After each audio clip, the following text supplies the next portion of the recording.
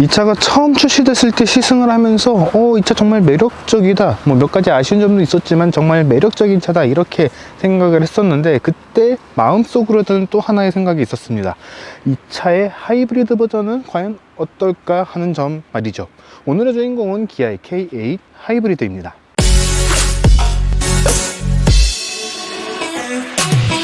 네, 여러분 안녕하세요. 카메라거진 최정필 기자입니다.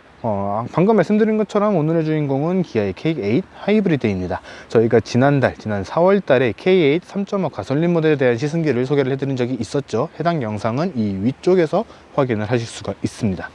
일단 이렇게 큰 사이즈의 하이브리드, 사실 좀 매칭이 안 될 수도 있겠다 생각은 되는데, 요즘에는 많은 브랜드, 많은 모델들이 전동화 파워트레인을 적용을 하고 있죠. 그렇기 때문에 이 K8 역시 하이브리드 모델 또는 전기차 버전이 출시가 되는 것이 그렇게 이상한 일은 아닙니다.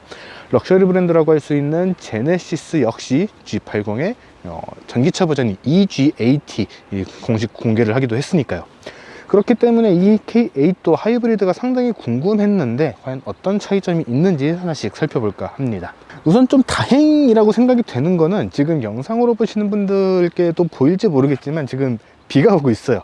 저는 지금 비를 맞고 있고, 저를 촬영해주고 있는 이 카메라는 지금 비를 피하고 있는데, 제가 다행이라고 이야기를 하는 거는 외관에서의 차이점이 전혀 없다 이렇게 이야기를 할 수 있기 때문입니다. 사실 예전에는 뭐 공력 성능이 어쩌고 이렇게 이야기를 하면서 하이브리드 모델과 일반 가솔린 모델에서의 이 디자인적인 차이를 많이 줬던 것이 사실인데, 사실 그때는 이 하이브리드 모델을 구매하시는 분들께서의 불만 중에 하나가 하이브리드라고 너무 티를 내니까 차를 샀을 때 야, 저거 저렇게 탈 거면은 왜 저 차를 샀냐 이렇게 평가를 하시는 분들이 꽤 있었다고 해요.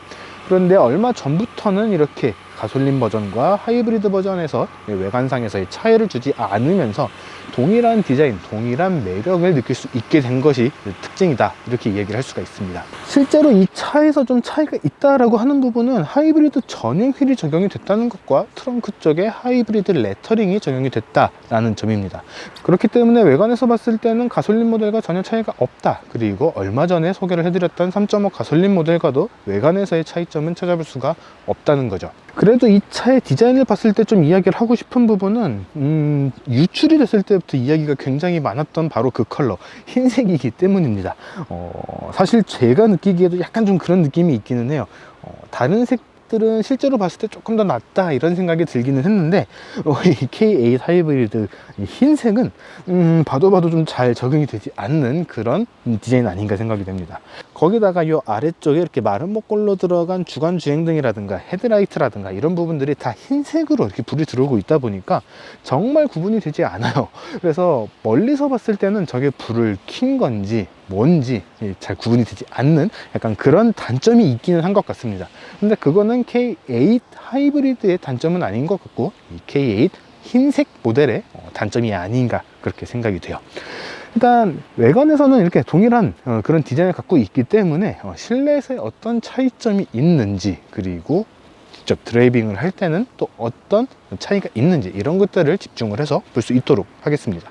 자, 이번에는 K8 하이브리드의 실내로 들어왔습니다. 아까 외관에서 말씀드렸던 것처럼 실내 역시 가솔린 모델하고 동일한 그런 레이아웃, 동일한 디자인을 적용을 하고 있고, 하이브리드 모델이기 때문에 몇 가지가 추가된 그런 기능들, 몇 가지 버튼들 이런 것들을 제외를 하면은 완전히 동일한 그런 구성이다 이렇게 이야기를 할 수가 있습니다. 일단 하이브리드 파워트레인이기 때문에 새롭게 추가가 된 것은 역시 이 차는 전기 모터가 달렸다는 것이죠. 그렇기 때문에 이 커브드 디스플레이에도 동일하게 적용이 되어 있지만, 이 안에는 하이브리드 파워트레인을 위한 이 하이브리드 메뉴가 따로 자리를 하고 있습니다. 이 계기판에는 이 하이브리드 이 전기 모터하고 연결이 된 차지, 에코, 그리고 파워 이렇게 전기 모터의 출력을 확인을 할 수가 있는 타코미터가 적용이 되어 있고요. 그 아래에 이 차의 배터리 잔량을 확인할 수 있는 그런 부분이 자리를 하고 있습니다. 하이브리드 모델의 장점 중에 하나는 필요한 경우에는 전기 모터로만 구동을 할 수가 있다는 점이죠. 너무 빠른 속도, 배터리 잔량 이런 것들에 좀 영향을 받기는 하지만, 전기 모터를 이용을 해서 아주 조용히 스르르르르 이렇게 갈 수가 있다는 것이 이 하이브리드 모델의 장점 아닌가 생각이 듭니다. 이렇게 전기 모터만 이용을 해서 주행을 할 경우에는 계기판 오른쪽 위쪽에 전기 모터가 가동되고 있습니다 라고 하는 EV라는 이 표시가 같이 뜨게 되고요. 속도계 왼쪽에는 시동이 걸렸다는 것을 알려주기 위해서 레디라는 이 표시가 표현되고 있습니다. 이 레디 그리고 EV 같은 경우에는 일반적인 전기차, 순수 전기차에서도 확인을 할 수가 있는 부분인데, 이 K8 하이브리드 역시 전기 모터로만 주행을 할 수 있는 상황일 때는 이렇게 동일하게 표시를 해 줘서 운전자가 이 차가 지금 전기 모터로 구동이 되고 있는지, 구동을 할 수 있는지를 알 수 있는 그런 정보를 제공을 하고 있습니다. 그리고 운전석 왼쪽 아래 부분에 보면은 12V 배터리 리셋이라는 이 버튼이 자리를 하고 있어요. 이 버튼 같은 경우에는 이 파워트레인, 이 하이브리드 파워트레인 적용이 되면서 이 전기 라인이 조금 달라졌죠. 문제가 생겼을 때 이 부분을 이용을 해서, 혹은 겨울철에 시동이 잘 걸리지 않을 때 이 버튼을 이용을 해서 시동을 걸 수 있도록 해주는 그런 버튼도 자리를 하고 있습니다. 센터 디스플레이 역시 기존의 K8하고 동일한데 하이브리드라는 메뉴가 새롭게 추가가 됐어요. 이 하이브리드 메뉴에는 에너지 흐름도하고 연비 정보가 나오는데, 연비 정보를 클릭을 해보면은 하이브리드 연비 그리고 전기모터 사용량이라고 하는 정보를 전달을 해주고 있고요. 에너지 흐름도를 클릭을 해보면은 클릭을 하지 않아도 동일하게 볼 수는 있지만, 지금 엔진이 돌아가면서 배터리를 충전을 하고 있는지, 혹은 배터리에 저장된 이 에너지를 이용을 해서 바퀴를 굴리고 있는지, 이런 하이브리드 파워트레인에 관련된 이런 정보를 제공을 하고 있습니다. 이런 하이브리드 전용 메뉴를 제외를 하면은 사실상 완전히 동일하기 때문에 굉장히 편리하게 주행을 할 수 있다. 기존의 하이브리드가 아닌 내연기관차를 운전을 하셨던 분들도 금방 적응을 할 수 있다, 이렇게 이야기를 할 수가 있는 거죠. 뒷좌석 역시 기존과 동일한 그런 구성을 가지고 있는 것도 특징입니다. 차이가 약간 있는데, 어떤 차이가 있냐면은 하이브리드 모델이기 때문에 이 배터리가 장착이 되어 있잖아요. 하이브리드 구동을 위한 이 배터리가 장착이 되어 있는데, 이 배터리를 식힐 수 있는 이 통풍구가 하나 자리를 하고 있습니다. 가운데 시트 아래쪽에 통풍구가 자리를 하고 있고, 그리고 하이브리드 배터리의 유지와 관리를 하기 위한 이런 조작부가 2개 정도 더 자리를 하고 있다. 이 정도가 이 하이브리드 모델이 내연기관과 다른 부분 아닌가, 이렇게 생각이 돼요. 자, 이번에는 이 K8 하이브리드를 직접 운전을 해보도록 하겠습니다. 사실 이 주행 감각에 대한 것이 가장 궁금했기 때문에 이번 영상의 포인트 역시 지금부터 보여드리게 될, 그리고 지금부터 말씀드리게 될 이 주행 부분에 대한 것들이 포인트가 되지 않을까 생각을 합니다. 일단 파워트레인에 대한 이야기를 한번 해볼까요? 많은 분들이 좀 걱정을 하셨던 부분이 바로 이 파워트레인 때문입니다. 이 K8 하이브리드 같은 경우에는 1.6L 가솔린 터보 엔진과 함께 이 전기 모터가 결합이 되어 있고, 변속기 같은 경우에는 자동 6단 이 변속기가 장착되어 있습니다. 이를 통해서 발휘하는 성능은 합산 최고 출력 230마력, 그리고 합산 최대 토크 약 35.7kg포스미터를 발휘를 합니다. 이게 그랜저 하이브리드하고 좀 직접적으로 비교가 되는 그런 부분 아닐까 생각이 되는데요. 그랜저 하이브리드 같은 경우에는 2.4L 가솔린 엔진이 장착이 되어 있죠.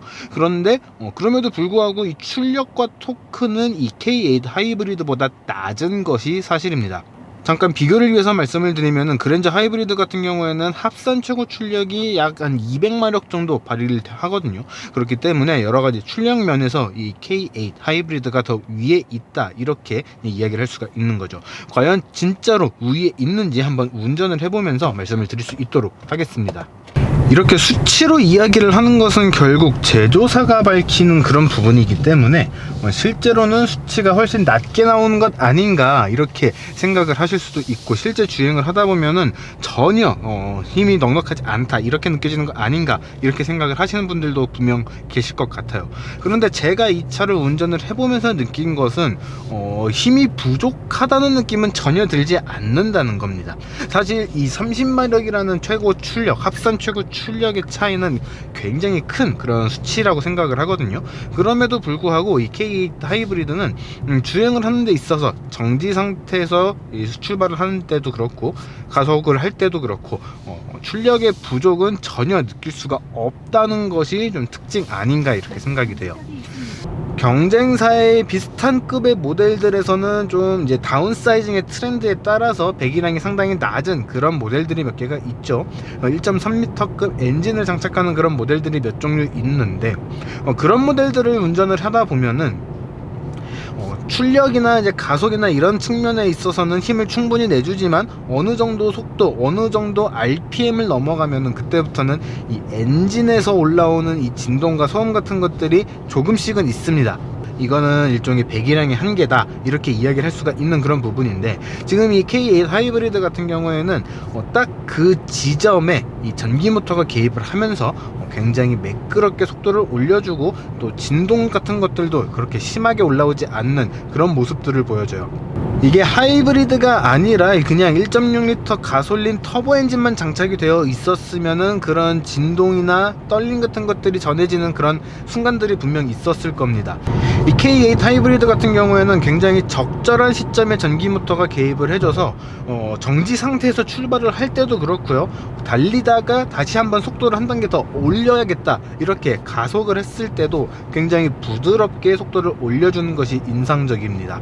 그러니까 일부러 쥐어짜는, 엑셀을 끝까지 밟아가지고서 진짜 모든 힘을 다 끌어내는 그런 것들이 아니라면은 이 차를 주행을 하면서 이 엔진에서 올라오는 이 진동 때문에 스트레스를 받을 일은 그렇게 많지는 않다는 거죠. 이런 적절한 전기 모터의 개입이 스포티한 드라이빙, 뭐 좀 고속으로 밟는다 그러죠. 그렇게 할 때만 도움이 되는가 하면은 그렇지는 않습니다. 일상적으로 주행을 할 때도 이 전기 모터가 개입되는 그 타이밍 덕분에 더 효율적으로 연료 소비를 하고 또 굉장히 부드럽게 주행을 할 수가 있다는 거죠.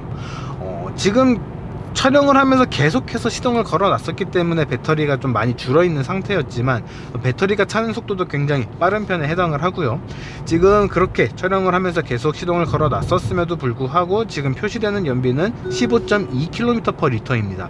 이 트림 연비이기 때문에 실제 연비는 조금 더 낮을 수는 있지만 그럼에도 불구하고 상당히 높은 그런 연비를 보여주고 있다는 거죠.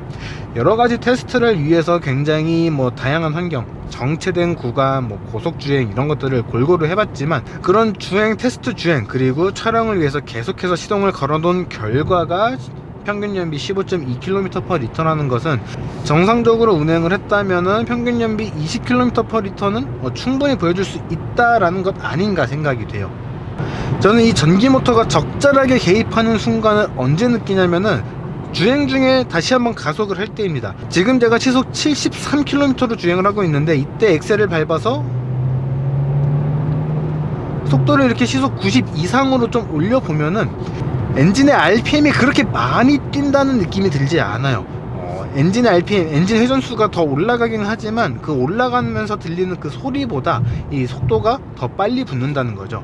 이렇게 적절한 타이밍에 개입되는 전기 모터 덕분에 이 K8 하이브리드의 주행감은 어떻게 보면은 3.5 가솔린 모델보다도 더 매끄럽고 더 부드럽다, 이렇게 이야기를 할 수 있을 것 같습니다. 차체 무게가 1640kg으로 기억을 하고 있거든요. 이 무게는 3.5 가솔린 모델, 사륜구동 모델 말고 전륜구동 모델과 비교를 했을 때도 크게 차이가 나지 않는 그런 무게입니다.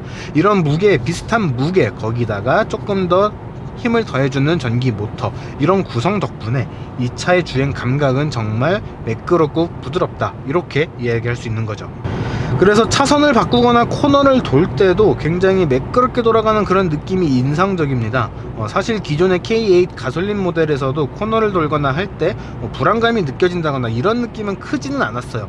뒤쪽이 약간 좀 못 따라오는 느낌이 있다라는 그런 느낌이 살짝씩 있기는 했는데, 이 K8 하이브리드는 전기 모터가 더해진 이 강력한 힘으로 더 강하게 밀어주는 덕분에 더 매끄럽고 더 부드럽게, 그리고 더 안정적으로 코너도 돌아 나갈 수 있다는 거죠. 가솔린 모델과 동일한 외관, 동일한 실내 인테리어, 동일한 편의 장비로 구성이 되어 있고, 많은 분들이 걱정하셨던 1.6 엔진 때문에 출력이 부족하지 않을까 하는 그런 불안감도 종식을 시켜준 데다가 굉장히 편안하고 더 안락하며 더 조용한, 더 좋은 그런 승차감을 보여주고 있기 때문에 의전 용도라든가 회장님 임원분들을 모신다거나 했을 때 이 하이브리드 모델이 3.5 가솔린 모델보다 더 좋은 선택지가 될 수도 있겠다라고 생각이 듭니다. 또 하나의 차이점이라고 한다면은 이 하이브리드 모델에는 드라이브 모드가 4개가 아니라 3개만 자리를 하고 있다는 거예요. 일반 가솔린 모델 같은 경우에는 에코, 노멀, 스포츠, 그리고 스마트 모드까지 총 4가지 드라이브 모드가 있는데, 이 하이브리드 모델 같은 경우에는 노멀 모드가 없고 에코, 스포츠, 스마트 3가지만 자리를 하고 있습니다. 500이랑 가솔린 엔진이 전해주는 그런 강력한 힘이 필요한 것이 아니라면은 저는 굳이 3.5 가솔린 모델이나 2.5 가솔린 모델보다는 이 하이브리드 모델이 더 적합한 그런 선택이 될 수도 있겠다라고 생각이 됩니다. 물론 이제 가격적인 측면, 이 금전적인 측면에서 약간 선택의 차이가 생길 수는 있지만 이 주행 감각 측면에서만 봤을 때는 가솔린 모델보다는 이 하이브리드가 더 합리적인 선택으로 다가올 수도 있겠다 싶네요. 자, 지금까지 기아의 준대형 하이브리드 세단 K8 하이브리드를 살펴봤습니다. 사실 외관에서의 차이가 전혀 없기 때문에 좀 빠르게 넘어갈 수 있었던 부분이 있었는데, 이 차의 매력은 요 안쪽에 들어가 있는 이 하이브리드 파워트레인 아닌가 생각이 됩니다.